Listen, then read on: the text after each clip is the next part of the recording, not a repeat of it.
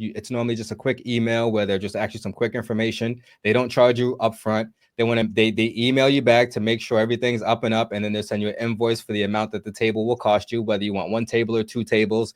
The average cost of a table is about $150. That one table grants you 2 passes. So if you get 2 tables, you get 4 passes. You get to set up early. You depending on how much stuff you have and your relationship with the event coordinators, you can actually go in a day early and set up all your stuff so you don't have to rush the day of. Nice. That's if that's like the big time people like Jason Marks and the Rejuvenators. They normally do that because they have a grand display. You don't want to take, you know what I mean, 5 hours before the show to set that up. So they do that the night before. So yeah, it's really simple. Just literally go on their website, whether it's GotSole or SneakerCon, everything is accessible on their website where you can just click and email them and they'll get back to you literally in a prompt time. So it's really simple.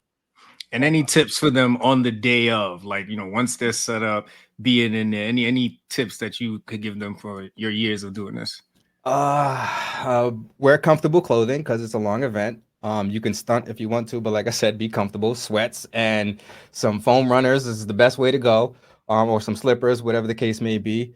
As far as your prepping before the show, depending on how many pairs of shoes that you have, the best thing you want to do is go on down to U-Haul and get the big moving storage boxes so you can load up all your shoes in one giant box, as opposed to having all your shoes just loose, fumbling around and loose everywhere. You could literally have them in big boxes, so then you could take those big boxes and put them on dolly. Much easier to transport that way. But the boxes are like, you know, I mean, $5 a box. So there is some startup cost to it. Don't get me wrong. If you have to rent the U-Haul, you have to get that. If you have to buy a dolly, you'll have to get that. And get some extra helping hands too. Helping hands leads a long way, because if you could always have somebody, you always want to have somebody at your table. So